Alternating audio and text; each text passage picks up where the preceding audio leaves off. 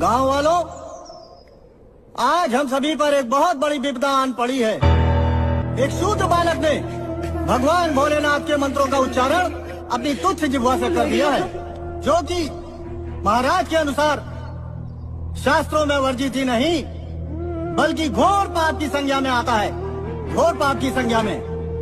इसलिए इस पापी की पाप की सजा से इस पूरे गांव को मुक्त कराने के लिए बालक की उस जिह्वा को, जिस जिह्वा से उसने मंत्रों को दूषित किया, खंडित कर दिया जाए, अर्थात बालक की उस जिह्वा को काट दिया जाए।